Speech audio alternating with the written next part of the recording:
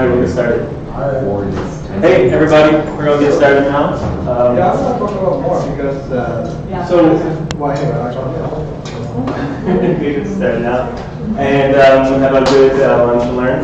So I see some new things for sure. Hey, the main event. So welcome to another Tech4Good lunch and learn. This one's on SEO with our friend Brock, and he's going to tell some really good stuff. But before we get started, quick introduction. I'm Brett. This is Aaron. Aaron and I and Charlotte run Tech4Good, and we run it to try to bridge the gap between not-for-profit sector and social enterprises and technology and digital, and bring you good content like this. And we've been doing it for a couple of years, and in the last year or so, we've been just doing mainly lunch and learns. But we have some other things on the go too. Random Acts of Kindness is coming up in a couple of weeks, so check that out. And if you can't make it as a participant, you can certainly come and join and watch the presentations on Sunday. Check that out at rhok.ca. And anything else someone should do? No, stay tuned for upcoming events. But Stay tuned. Yeah. Just follow Twitter and cool. So I'm going to hand it over to Rob. Oh, and one more thing. It's being recorded. It's only facing this way. It's not facing backwards. And we're going to try to do a live stream. Not quite working out, so we're just going to. But we are going to post it onto YouTube later, so you can share it with your friends and family. Anyways, we're not. Hello, everybody. So, just a heads up, I have an insane amount of content to go through. So, first of all, I go really, really quickly. Don't be afraid to put up your hand and ask questions. I'll do my best to get through everything. And the slides, I've provided them, so I don't know how people can access them afterwards, but they'll be maybe on Twitter or something like that. We'll figure that out. So, a little bit about myself. My name is Brock Murray. So, started off kind of as a web designer back in 2002. When I was about 15 to 16 years old. Started doing web design for some local companies, stuff like that. Just built up my portfolio, and eventually in 2012 kind of went off on my own. Started a business with a business partner called seoplus. It was interesting at the time. We started off as a web design agency, but there was a lot of competition, and it was really challenging as a new business to get contracts and stuff like that. And I had a bunch of people ask me about SEO, and I started looking into it, and I developed a passion for it. So now we're actually going into, I guess, our 7th or 8th year in business. Things have been good. We're on the fastest growing companies list a couple of years ago, and started 50 of Canada's top growth companies. So going well with the agency. And I'm also a business advisor with Txt File, so I actually work with Aaron over there. So I've been there for about 3 years now, so helping lead startups with their SEO strategies and digital marketing strategies. So that's been really rewarding.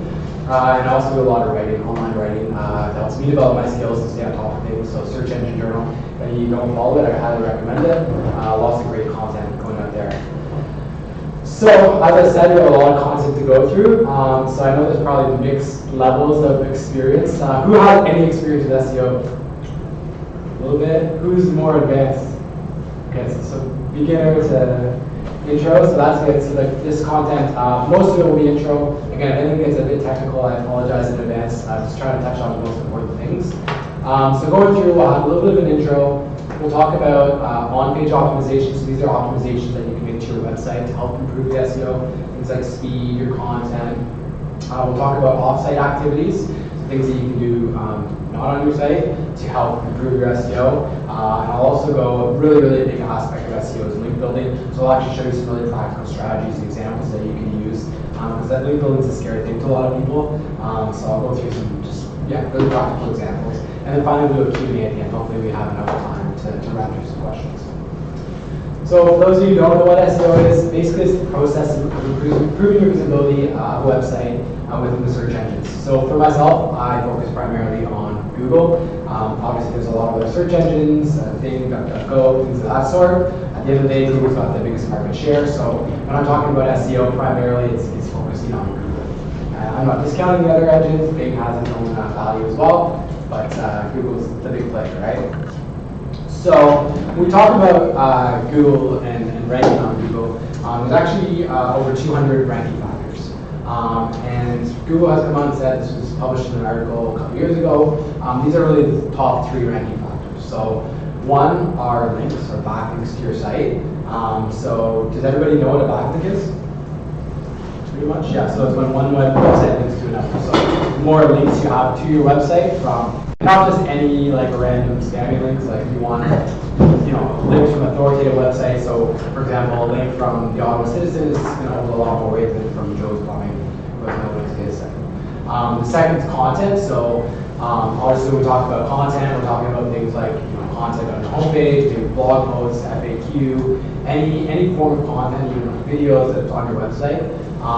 And the third is rank rating. So rank rating is essentially kind of the AI component of Google's algorithm, where they look at, back in the day, they actually used to just analyze kind of keywords on your page.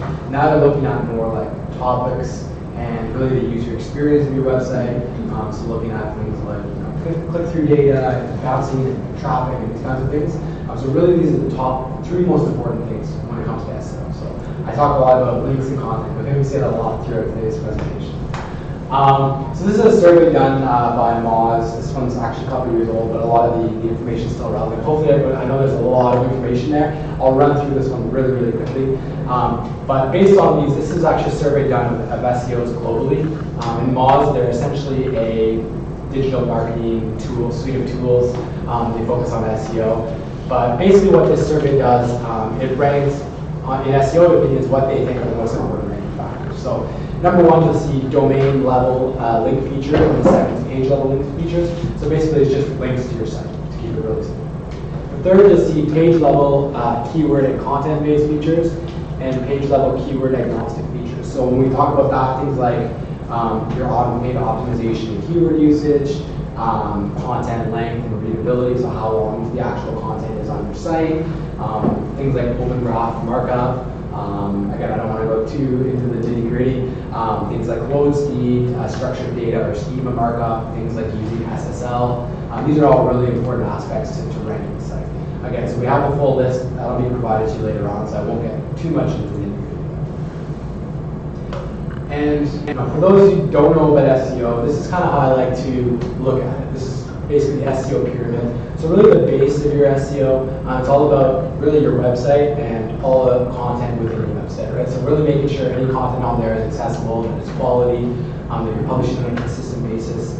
And once you kind of develop that content for your site, the kind of next step in basically being found is the keyword research aspect. So basically how you're going to brainstorm through your keywords. So for me, when I'm doing like a keyword research, I like to look at a few different categories of keywords, right? So I look at typically things like branded keywords, product or service-related keywords, audience terms, competitor terms, complementary terms. So there's a whole variety of keywords that you can target. But essentially making sure any content, you're thinking about keywords and topics and doing a bit of research in terms of how you're going to mark up your content.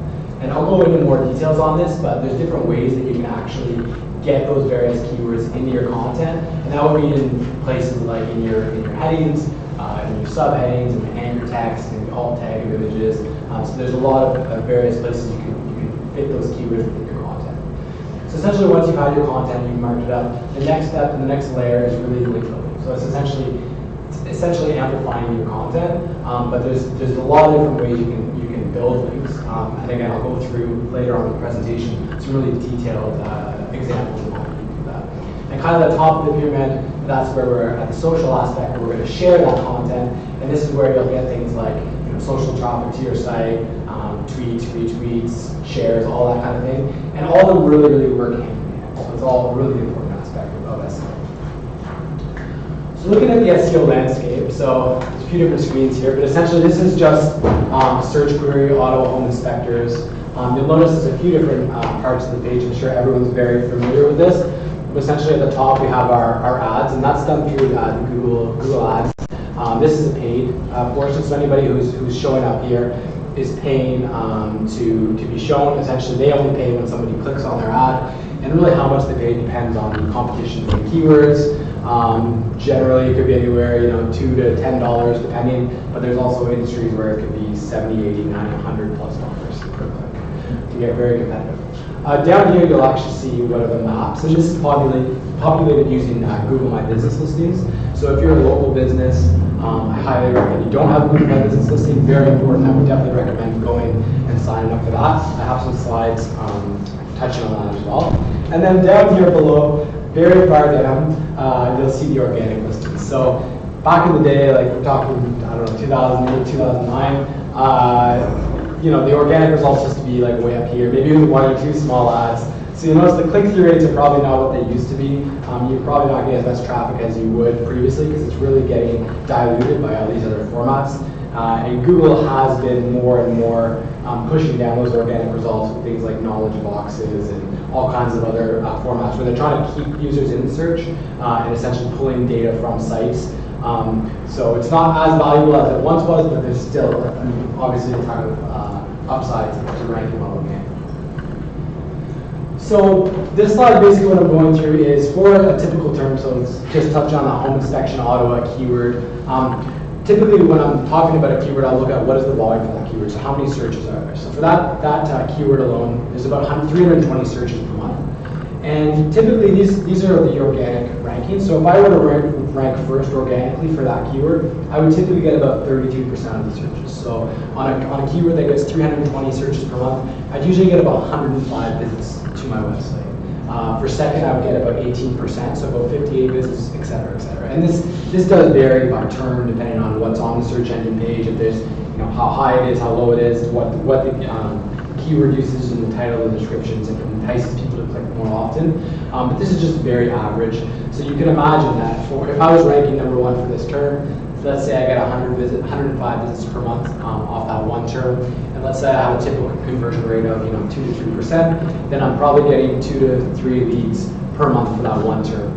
And what's really cool about, we talked about rank rate earlier, once you actually rank for one term, it's much easier to rank for a variety of terms. So typically if I'm number 1 for that term, I would rank for things like auto home inspection, auto home inspectors, that kind of thing. Yeah. So when you say you're ranking for a term, are you saying that your business comes up first, second, or third on the ranking? Yeah. That's what you mean? Exactly, yeah, Okay. for that keyword, exactly. So that means as first, you get 105 Visits to your site. visits to the site. Yeah.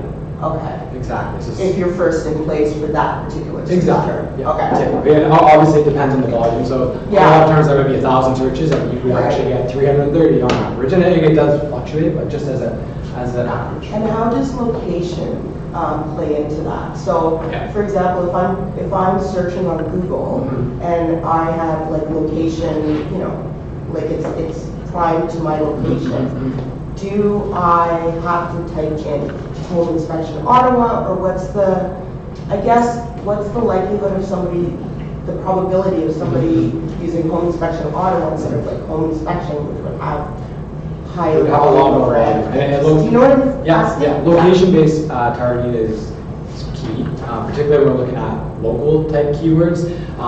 If someone's using a mobile device as an example, it will use their location and it will try to geolocate, and it will actually bump up listings that are closer to their location typically, unless it can't really read their location. Now, obviously, when someone puts in the word like Ottawa, the city name, the neighborhood name, that adds a big indicator as to where they are. And obviously, the word home inspection would have higher search volume, whereas it would still geolocate to their location if it could detect that. So, okay, gotcha. Yeah. It's very important, absolutely. And more Google's getting better at serving listings that are closer to their location as well.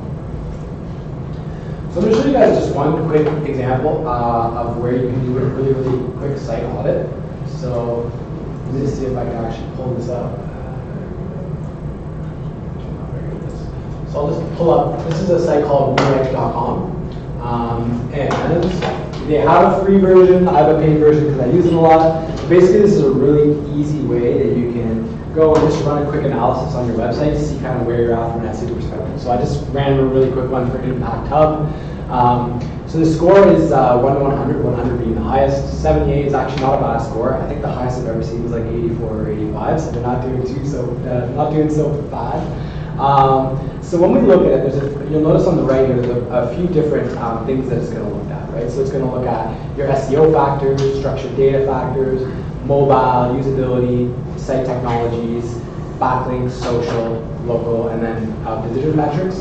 So one really important aspect, and honestly, if there's anything you take away from today, and it's really a basic aspect of SEO, but it's one of the things that has the biggest impact on a site's ranking, is actually the title tag of your page. So this is what's called the meta title.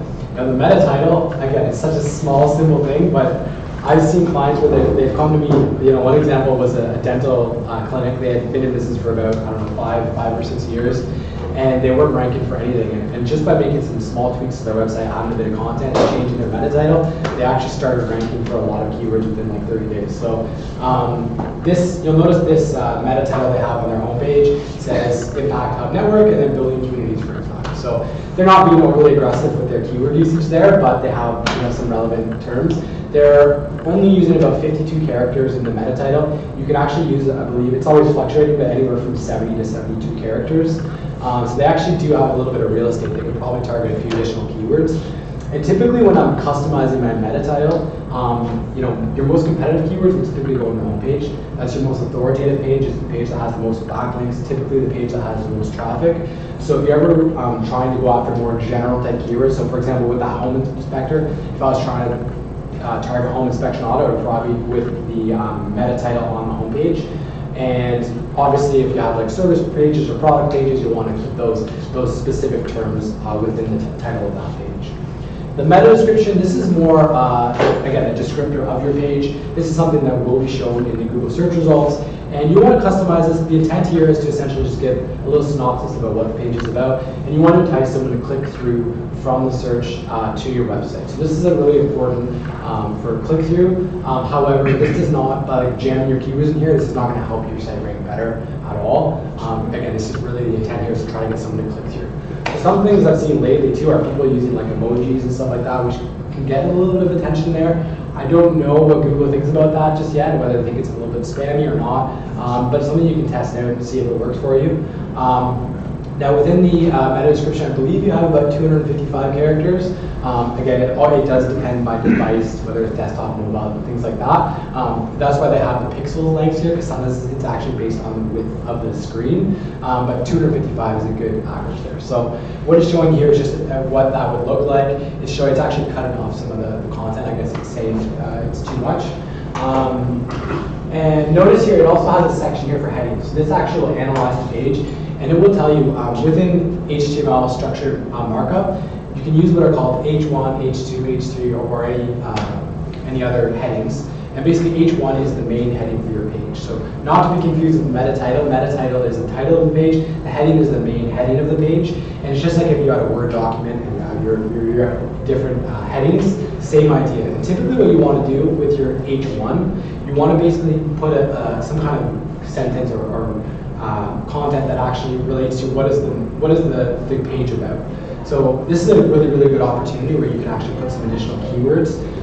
So if let's say I want to target like 2 or 3 high volume keywords within my page, meta title I'll target a couple, and then maybe in my H1 I would target some other ones. I don't recommend copying the exact same titles for your meta title and your H1. I would mix them up. And typically, my recommendation is I typically only like to have one H1 per page. Google said you can have multiple headings. I'll usually only have one H1, and then you can have multiple of any of the ones. So if I were analyzing this side, I would say in fact it's a good opportunity to add a heading for their page and maybe target some additional keywords. So notice here we also have a keyword cloud. So this will actually analyze the content of the site and will actually bring up the different instances of keyword usage on the page. So you'll notice it has like, a keyword phrase here, and then how many times it's actually been shown on the page. So you notice the branded, they actually have like 23 instances of Impact Hub on their page, Impact Report, anything like that. So this is just cool if you're running through this and you're saying, okay, I want to theoretically rank for a certain keyword. Let's say, I don't know, Business Hub, and they notice, okay, Business Hub is not anywhere in this keywords. Maybe it's an opportunity where I have to put it somewhere. So it's just some visibility into how many times you're using the keywords. And one thing you want to do is not be overly aggressive too. Like if you're using a keyword, if I'm trying to rank for home inspector and I have it 50 times, it's spammy, so I would stay away from that. A little bit lower, we have the alt attributes. So essentially what this is, if you have any images on your page, there's actually an HTML that's called alt tag. Essentially, alt tag is a descriptor of what the image is about. From an SEO perspective, it's a really good opportunity to insert your keywords and kind of describe that image. It's also really important from an accessibility perspective because if someone, let's say, is visually impaired, they're using a browser that will actually read out the alt tags to describe what the image is. So it's also important to mark that up and again, describing what that image is. At the same time, it's an opportunity from an SEO perspective. So. You'll notice here that it has discovered pages section. So this is analyzing how many pages they have on their site. They actually have quite a number, 135,000. I'm sure there's a lot of dynamically generated pages from events and things of that sort, category pages potentially. Now, most of us, we probably don't have that many pages. I'd say for a typical business site, you're probably in the range of, I don't know, 50 to 1,000 pages, depending. But the number of pages indexed does play a role in your ranking. Obviously, the more pages you have indexed, the better opportunity you have to rank for a variety of terms. However, I wouldn't recommend for a local business to necessarily have 150,000 pages. You might have some issues there in terms of content quality. In page links, so this is really important, any internal links within your site. So again, linking to any of your pages throughout, so your main pages, your blog posts, things of that sort. And there's also, it also lists external links as well. So a big thing you want to make sure is counting a total of 39 links on the page. Just a rule of thumb is to try to keep links on your page to less than 100 typically. Unless you have like a really, really big authoritative site, you probably don't want to have more than 100 links on the page. Again, I'm not going to run through every little thing, but they'll look for things like broken links, which can be bad user experience. Your www resolve. This is something where Google actually looks at your root domain. So let's say it's impacthub.net. It actually looks at impacthub.net and www.impacthub.net as two different domains. So one thing you want to make sure is you're using just one or the other. So if somebody types in either or, they're just forwarded to one. Because if you actually show up for both, it can actually split your efforts when you're doing things like link building and things of that sort. Another thing is your robots.txt file. Again, I don't want to get too advanced, but essentially it's a text, it's a file that when Google's crawling your site, you can give directives on how, whether you want to block off certain pieces of content, you can give guidance to where your sitemap's located, which is a list of all the pages on your site. So some of these things you should definitely have from an SEO perspective. I'm going to skip over structured data, not to go too much into details. Another really important aspect of SEO is mobile friendliness. Now, a couple years ago, Google switched over to the mobile first index. So it actually looks as your mobile site is actually now the primary version of your site, whereas a few years ago, desktop was the primary version. So when you're doing design, you're thinking about your website, you want to think about mobile first. It's a really important aspect because when they did that shift, I had a lot of clients that they had a desktop site and then they had a mobile site that was just basically a dumbed down version where they would have like 5 pages and it was really, really simple and maybe a little bit of content in the forum. But clients who had that, it is really important that they switch over to something like a responsive site where it's essentially just the same site, but it adjusts based on the device size. So having a site that loads really quickly, that it talks about like touchscreen readiness and font size legibility, like that it's really easy to use, from a mobile device, is really, really important. So I recommend if you're having issues with mobile friendliness, fixing that because it will hurt your SEO. I won't dig too much on that stuff. The server technologies, we'll touch on that. So I'm going to jump back to the presentation. If anyone has questions about Blueprint, it's a really good, just very simple overview of where your SEO is at. So I'm going to go through some of the basics of technical SEO. So on-page optimization 101. We're talking about optimizing your web pages. These are some of the most important things you can do. So one is using correct HTML markup. So we talked about that a little bit earlier with your heading tags. So making sure those are set up properly, that you're following a proper hierarchical structure. The second is your meta title and description. So really for every page on your site, you should think about what is the meta title that I want to have, what are the keywords that I'm targeting, and then a unique description for each page. I see a lot of sites when we first run an audit analysis, they either don't have these things or they're auto-generated or they're just garbage. So definitely anytime you're wanting to work on your SEO, I recommend just even setting up like a Google Sheet or an Excel doc and basically just having a list of all your pages and then crafting a unique title and description for each page. That is one of the things that will have the biggest impact, especially if you're an established website. Third is Schema Markup. Essentially, Schema is it's additional code that you can put into your website, and it's basically microdata that you put in your website, and then Google can interpret that as what's called rich snippets. So one example of Schema is the review schema, where if you have like a product or a service, you can actually put a little bit of code onto that page, and you can say, okay, my business has 50 reviews and with a 4-star rating, and it can actually have the opportunity to show like those stars within the Google search. There's a whole bunch of different schemas. There's like product schema where you can show additional information about your products, like price, sizes, this kind of stuff. So there's a lot of schema. I had some slides on it. I cut it out because we only have an hour, but there's a lot more information on that if you want to check it out. So content is obviously critical to your on-page optimization. So making sure you're reaching the proper word length. And I have a lot of discussions with clients about this or different seminars, and people say like, what is the ideal word length? I've heard 1,000, I've heard 2,000, and my opinion is it really just depends on your industry, it depends on your competitors, right? So one thing I really recommend if you're ever trying to identify, okay, like how much content should I be coming up with, it's really just go Google the keywords you want to rank for, analyzing, let's say, the top 10 to 15 websites that are ranking, and figuring out, okay, what kind of content depth do I need to get into? And I found that a lot more in-depth, thought-out research topics, 2,000 to 3,000 words will typically rank a little bit better than like a quick 300-word blog. But it depends, because if you have 500 links to that 300-word blog that are from authoritative sites, it's probably going to rank better than the longer piece of content with no links. So again, just a really important aspect to think about there.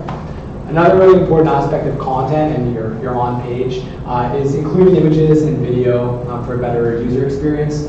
I know people typically say it, again, seems really basic, but a lot of seen a ton of pages that don't have any images, don't have any video. Again, from an SEO perspective, it's a really good thing. And when I talk about video, I really recommend embedding Google products if you can. So if you have a YouTube channel where you've uploaded the video, just embedding that, because there's a trust signal there when Google can actually see, okay, I know that channel, I know they've been around for 3 years, I know they have 100 subscribers, I know they're not doing any spammy tactics. So embedding your YouTube video. You can also embed different Google products like Google Maps. On your contact page, you can embed your Google My Business listing with the map, where it'll actually show your reviews, and people, if they're on their mobile, they can click through, it'll bring up your Google Maps app, and then Google My Business as well. So I'm a big fan of integrating Google products wherever possible, because there's a trust component.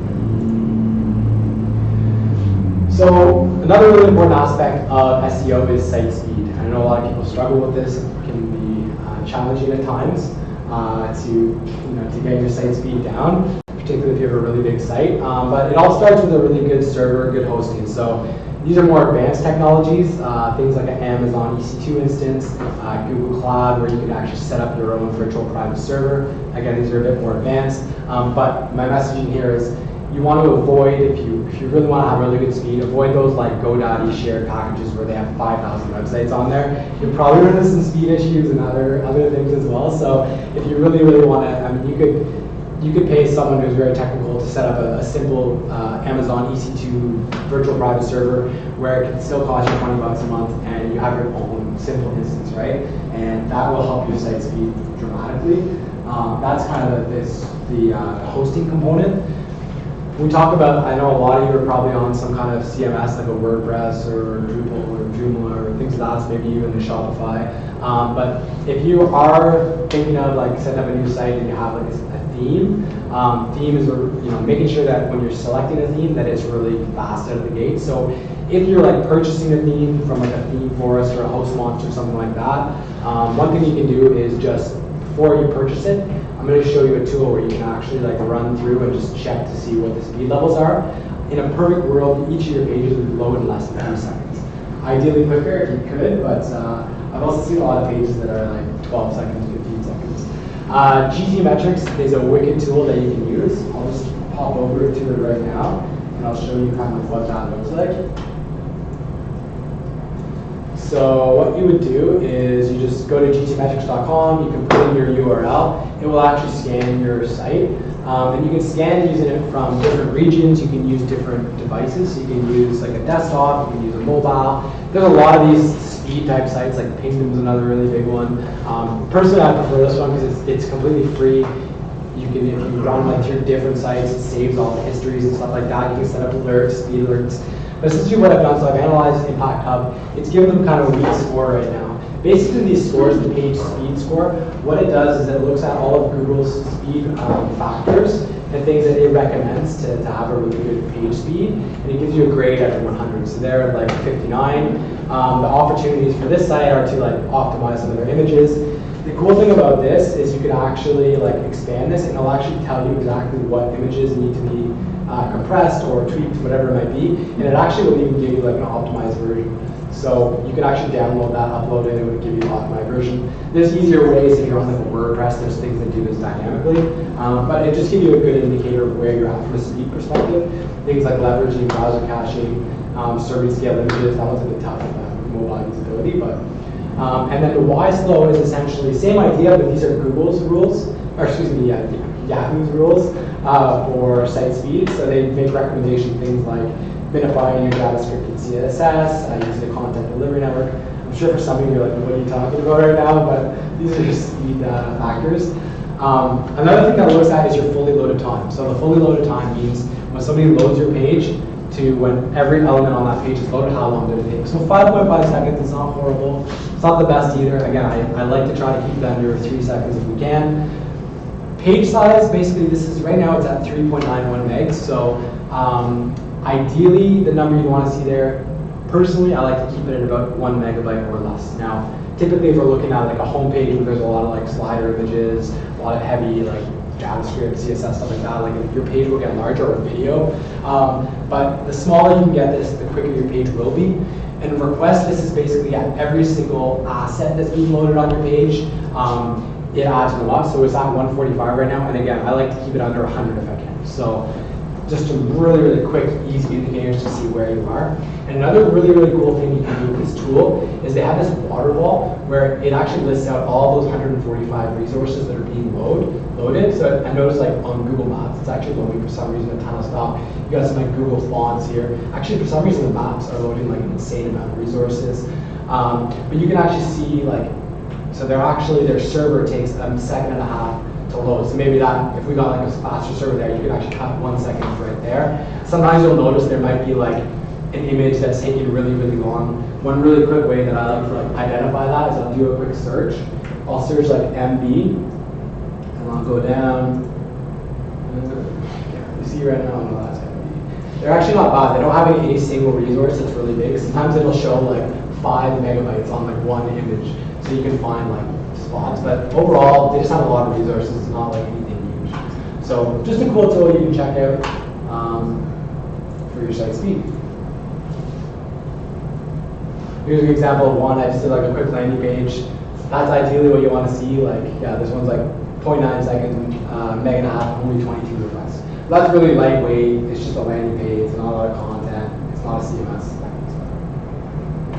So for optimizing your theme or your site, so let's say you have a WordPress theme, one thing you might want to look at, JavaScript carousels got really popular, the sliders over the past few years. We've noticed we've started kind of not including them in any designs because we just find it's a lot better, like the site speed, and even from a conversion rate optimization, through a lot of testing we found that people just don't really use them that much. And then also they add like usually a second or two to the load time. So we started removing them. Again, this is more of a preference thing, but one of my recommendations, compressing your image. If you're on like WordPress, you can use a plugin called WP Smush. There's a whole bunch of different ones where you can optimize your images on the fly. Making sure your CSS is clean and simple. So I see a lot of, again, let's say WordPress themes where they have like 20 different CSS files loaded with like CSS jammed within the page. So like that's something you want to avoid, making sure it's really like tight, maybe lower amount of CSS files. And then avoiding the plugin or app overload. So plugins if you're on WordPress, apps if you're on like Shopify or something like that. But especially with the self-managed like WordPress site, I found that all of a sudden you have like 30, 40 plugins, and like every single one of those plugins that you have installed is loading files every single time your page loads. So really every so often, maybe going through your WordPress instance if you have one, and just like remove any plugins you don't need, or anytime you can avoid using a plugin, it's something you can be done, like hiring someone to pay them $50 just to do it in the back end, is probably a good recommendation, because that can get a bit crazy where it can really end up making your site load really, really slow. So one tool I recommend checking out as well is Cloudflare. It does a lot of this stuff on the fly, like page speed, it has some security features built in, caching, minification.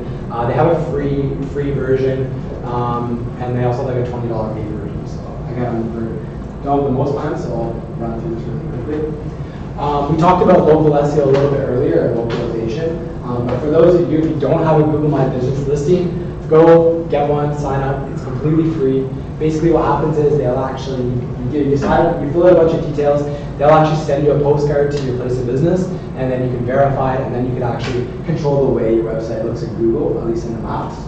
And when we talk about this is a really old screenshot, but you'll notice this is kind of what it would look like a little bit, where it has like your organic listings and your map listings. Okay, the most now it's actually in a box. That screenshot's probably like 10 years old now. So we'll look at just quickly what are the top 5 ranking factors for local SEO. Can I ask a question about my business? Yeah. What about the non-profit organizations? Yeah. Do they register the same, like, Exact same way. Same thing, yeah. It would, yeah, and it would mostly show for the local aspect. It's tough with the national ones. There are ones that are populated using like Wikipedia for the knowledge boxes, stuff like that. Those are a little more challenging to get, but same idea for the GME. Okay. And you can hide your address and change it and tweak it and this kind of stuff. So they're getting a lot better with making them more broad.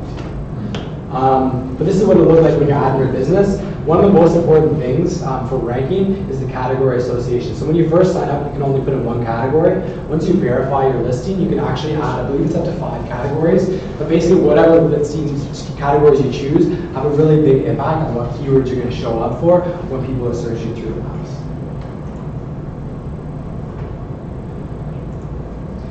The second important local ranking factor is the physical address and location. So, probably 5-6 years ago, the biggest aspect was, honestly, with proximity to downtown. I actually had this client, they were a moving company.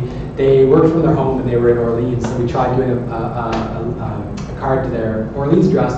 Couldn't show up for any general term. And then we were like, hey, let's try something out, probably against Google's terms, but we got a postcard sent to someone over on Laurier, and what do you know, within like a week or two, their thing was showing up. So like proximity to downtown is a big thing. Now it's changed a lot more over the past few years, but it still does. It's more so proximity to the searcher as well as proximity to downtown. It still does have an impact, 100%, when you're talking about general city-specific terms.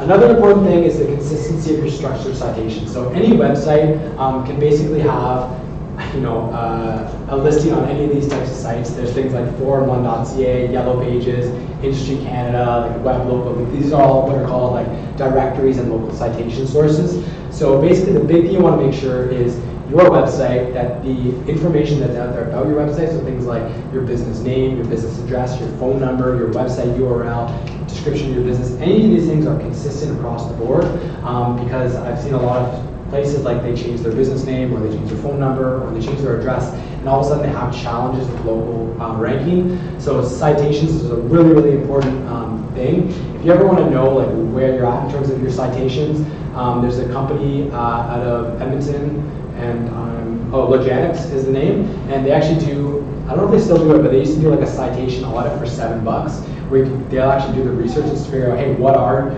your citation sources, like where's your business showing up, and what is your name, title, phone number, all these things, address. They'll actually give you that report, and then you can go through and fix it if there's any issues. So really important aspect of making sure your citations are consistent. Fourth for local is your reviews, and these are more and more important, not just from a business perspective, but ones that you can look at. I think Google's like the top one. There's industry-specific ones like HomeStars for more local type businesses. For us, or IT companies, there's one called Clutch that does really well. And Yelp has obviously a really big impact as well, Facebook. So any of those review sources are really important to any business. The fifth is the domain authority of your website. So I really just look at it as links. So you'll see here I have a few different Ottawa real estate listings. I'm using a plugin here, it's called the Moz Pro. Again, this is a kind of an old screenshot, but basically what you'll see is the first listing, he has 2,100 links. The second one has 158 links. They have 199 and they have 1. So you see, whoever has the most links is typically going to rank a little bit better. It has a really big impact on your local test. Alright, I'm just going to skip over a couple of things because our time's a little tight. I had a big thing on content, but we'll skip that. When we're talking about images, quick SEO tips you can use. One thing is using your keywords in the file name. So when you're saving your image, just try to add them. Use hyphens in between there. Google will read that as a space. And then optimize your image using alt text. We talked about that a little bit earlier. We also talked about video embeds. So just remember, YouTube is the second largest search engine in the world, owned by Google. So if you have any product or service videos, upload them to YouTube, and then you can actually embed those within your product or service pages. And what's really cool, the more embeds you actually get on various sites, especially more authoritative sites, it can actually help your video rank better on YouTube. So that's something to keep in mind as well. So it's a really easy thing just to throw it on your site, on your blog, whatever. So we're talking about SEO, some recommended tools that I have. One would be SEMrush. I use it pretty much every day at both seoplus and Txt File actually. So there's a few different things you can do there. If you're managing your own SEO, some things they have in there are the site audit, where you can actually run like a technical analysis of your site, and it'll actually give you like a list of things you can actually work on. They have a full keyword database for keyword research. So if you, regardless of the country you're trying to target, whether it's Canada, US, UK, whatever it might be, they have a full keyword database, so you can actually look at like the competition levels, the volumes, all these types of things for various keywords. They also have position tracking. So if you want to see, hey, where I'm at for a certain set of keywords over a certain period of time, by location, by device, you can do all that within their tool. So there's a free version where you can do some limited stuff. The paid version is about $99 US a month. Highly recommend it if you're going to be managing your own SEO. Another tool you can use is called Majestic. Majestic is a link analysis tool. So essentially, this is where you can identify what are some of the links going to my website. I don't think any of you necessarily need to register for a subscription there because they have a free version. Anyone who's doing some really advanced link building stuff, you might want to check it out. And then Google Search Console, formerly called Google Webmaster Tools. Again, a completely free service by Google, and it gives you a lot of different tools you can use to manage your website within Google. Highly recommend verifying that and looking in there. You'll get messages from Google. You can see like what pages are indexed. You can see how much traffic you're getting. So I definitely recommend checking out Google Search Console as well.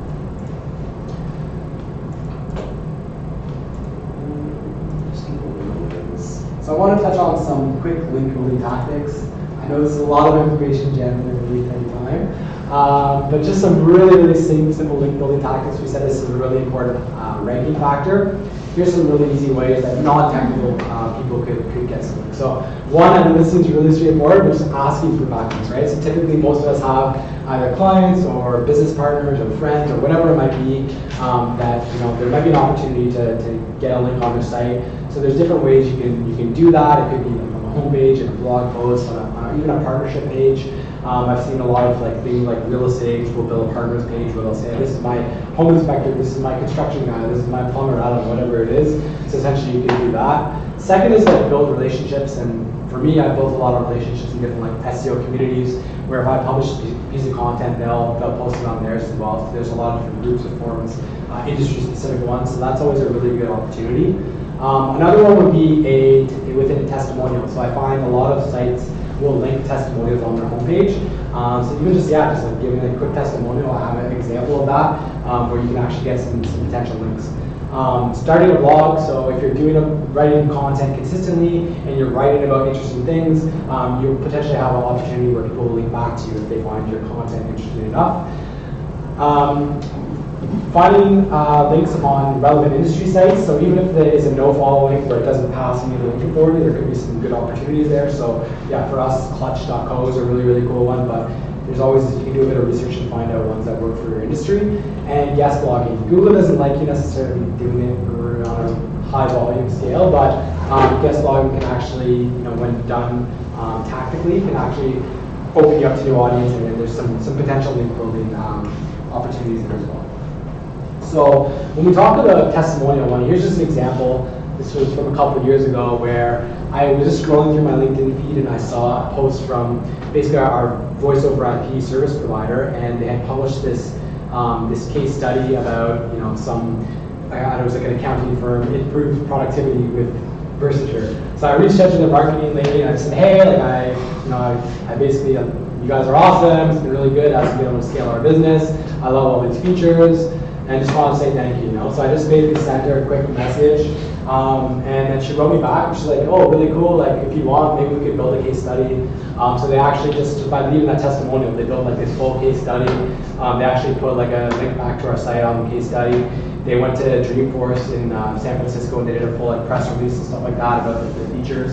So that was a really cool example where I just like sent a message on LinkedIn and it turned into like a pretty cool little case study. Another one was I was just looking through my LinkedIn. I use LinkedIn a lot for people, I guess. I was looking through my LinkedIn profile and I saw this lady from SEMrush. We were just talking about SEMrush. I looked at my profile, so I just like saw and I saw she was in marketing there, so I just sent her a message. I was like, hey, like, I saw you look at my profile. You know, is there any opportunities to potentially write? And she's like, actually, yeah, there would be. So I ended up getting an article published on SEMrush, and I actually used that, like the first couple blog opportunities that I had, I used that to basically now write for Search Engine Journal, where it's like a really, really big resource. I think it took me like 3 years. I did like 5 applications to finally get in there. So it took a little bit of time. How much time do you have left? Not much. It's tight. It's tight. Okay, let me just skip through. I won't go through every little thing. I really want to touch on this one quickly because I don't know how many of you heard of Help a Reporter. Has anyone used it before? How many of you have used it? So Help a Reporter, or called Haro, basically is a tool that you can use. It basically can connect you with journalists. So as a source, basically how it works, you go to helpareporter.com, you sign up and say, okay, I'm Brock Murray, I'm an SEO expert. I want to receive queries to do with business and IT. Basically what happens a couple times a day, you'll actually get an email where it's a roundup of all these reporters looking for people to give information about their story. So they'll say, I'm writing a story on SEO for 2019. I'd like someone to give me a little bit of advice. So basically, you have the opportunity to be featured on like any number of like large scale publishing sites and potentially get some backlinks, referral traffic. So check out Help a Reporter.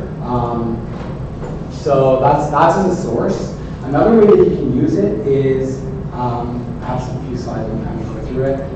Another way that you can use it is by not just being the source, but using it as a reporter. So you can actually say, I'm Brock Murray, I'm writing for SEOplus, and I want to basically get some information. So you can ask a question, and then you can have a source just pitch you. And what's really cool about that is, well, one thing, you need to be in the top 10 million sites traffic-wise. The cool thing about this is you can get free content from influencers in your industry. You can curate your content, build those relationships, and get relevant backlinks. So here's an example of how I did it. I basically said, what's the single most effective tactic or strategy for B2B marketing? I put in a little information about the query, what the requirements are, and then I ended up publishing this article on my blog where it was 30 professionals weigh on the most effective strategies for B2B content marketing. What's really cool about that, I got about a 5,000 word piece of content, and then I actually asked when I published the roundup I asked people to link back to it and share it on social. So I actually ended up getting 8 backlinks from 6 domains with good metrics, and I think at the time like 300 social signals. So roundups are really popular. I'm sure you've seen them a ton in your social feeds and stuff like that. But I highly recommend checking out Help a Reporter. If you remember anything today, change your title and use Help a Reporter. Okay, I know there's a lot of stuff. Questions? I think Help a Reporter is good.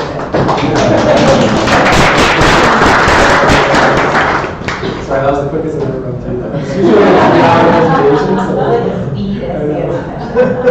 I apologize. Any question? I have a question. What do you think about accelerated mobile pages? Okay, yeah. So I did a lot of testing when it first came out. Okay. It's primarily for publishers. Is the Okay. original intent. Yeah. I actually built like a custom plugin for WordPress that like took your content and published it. I was using it for a while. Yeah. I found it to be really bad. It actually negatively impacted my SEO. Good. So I stopped using it. I don't recommend it for any local business or even regular business. Yeah. Publisher, I think it's another story. I think there's some benefits there, but for regular sites, I wouldn't. Yeah. How important for your SEO is updating your website? And if it's super important, how often do you recommend that people update their website? I mean, I think it depends. In terms of just mean the content on your website? That's right. Yeah. Just pages, or should you be constantly going back and? I think so. I mean, to keep it relevant to what's going on in your business as business changes, I think blogging is the best way to keep it fresh. Trying to blog as consistently as you can. Some people blog once a week, some once a month. I think it's, again, at the end of the day, it's a quantity over quality thing.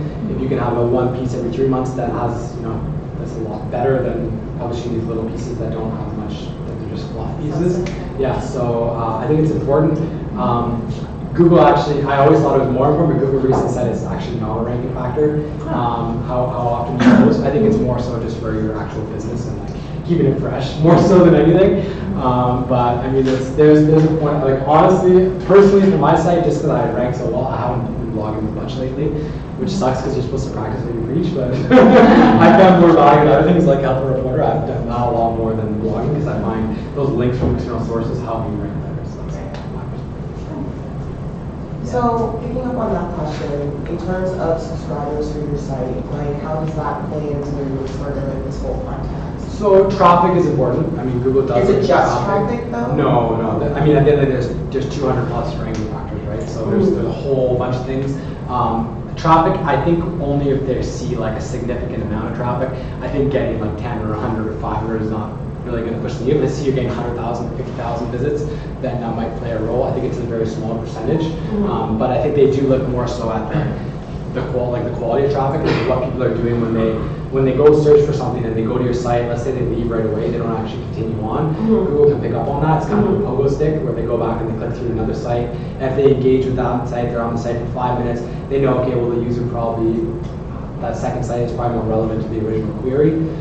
So that's something they'll look at as more the usage metrics, more so than the actual number of traffic. So it's more important for how they navigate around the site. You want to make sure, Yeah, okay. And that's why speed And is engagement. too. And engagement, right? Okay. So the speed aspect's really important because if the page doesn't load, they're just going to move anyways, and then your metrics are going to be crap. So something you want to look at. And I didn't mention it, but if you don't have Google Analytics set up, go set it up. Completely free. You can measure your website traffic and all that kind of stuff. On that note, Google announced last March that they did an update to their algorithm based upon on-site metrics. So having Google Analytics on your website is really important, so you can give some of those on-site metrics back to Google. Yeah. How important are you seeing that since that update? Have you noticed a difference with many organizations you work with? Okay, so that update for me was a long time ago now. There's been so many since. It's been insane.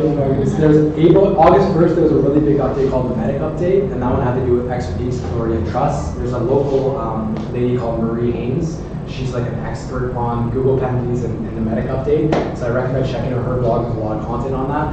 But even since then, honestly, since like August, there's probably been, I mean, they're doing them all the time, but significantly like 20 to 30 big updates. Even there was one like last week, so it's been non-stop. It's been like this, like on a lot of sites. I think the constants though, at the end of the day, like with your site, I think the big things like when you talk about expertise, authority, trust, is quality content, good user engagement, reviews, trying to think what else. Just any like trust signals you can give to Google to say that you're not spammy. That like a big thing that they hit was like they call it the Medic update because they hit like health sites. Because a lot of sites were just like affiliate sites. Like for example, they're just linked up with Amazon, just publishing crappy content, trying to rank really well to sell products. Whereas now they're doing things like WebMD, where you have a doctor of 30 years writing even though it might not have the same content depth or the same links, it's going to rank better than some of these affiliate sites who have all these links. So that's a big thing. By the end of the day, I think there's been a lot of fluctuations. I think when I'm thinking about SEO, I'm thinking long term. I never think about like an overnight solution. I'm never going to do something spammy that's going to help you for a month because you want to look years in advance, right? And that's something for me personally, that's always been my kind of outlook, and it's helped over the years, right? So a lot of these things, they're things that are long term. Roundabout way to answer your question. You said that embedding YouTube videos gives a positive impact on SEO. But can I just grab somebody else's YouTube video player? So if so, is there anything we have to be careful? Like there has to be a kind of high rate of video we should grab, but it doesn't matter. I don't necessarily know if you embed a video that's ranking well, if that'll help you rank well. Okay. It's more so with just when somebody embeds a video on their site, it can help the video rank better. Although Google does typically look at a page, and I've found a lot of times for more competitive terms, if you do have a video on your page that's a good quality video, it can tend to make the page rank better. So it's more so because the video's there and users, let's say on mobile, are more likely to watch it potentially, so that they get engaged with it. That's where it can help your actual page, not so much based on the metrics of the video. I see. And if I could add to that, it has to match the content. Yeah, of page. Yeah. really well. Ideally, I would say, yeah. And apparently Google has added an on page if you do the autoplay. They're not overly fascinated with that right now for ranking in SEO. They love it for their metrics in terms of delivering videos or delivering ads through YouTube. But they've come out and said, we're not really fond of autoplay on pages and embedding. It's not a good user experience, right? I don't want, like, what if my speaker goes really high, all of a sudden, boom. Yeah. So it's a, What about captions on video? Does Yeah. that make any sort of difference whatsoever? I think it's important, yeah, from a video ranking, not so much for the site ranking, or video ranking, yeah. I've actually written a few articles about video SEO. One was actually for SEMrush. It was back in 2015, so maybe a bit dated now, but like captions, annotations, like any of these things, I mean, making it accessible, there's a lot of stuff you can do with video.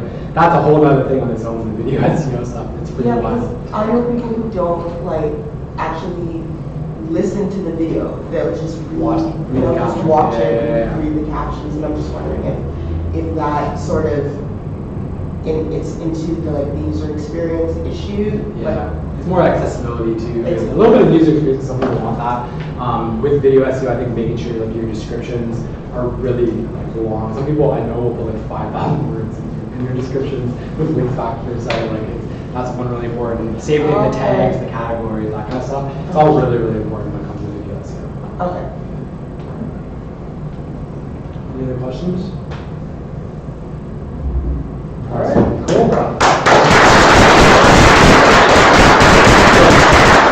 We will post your slides, and there are hundreds more slides that you didn't see. So you can get the whole value of it, so it's good. We'll get that up there, and we'll get the video posted too.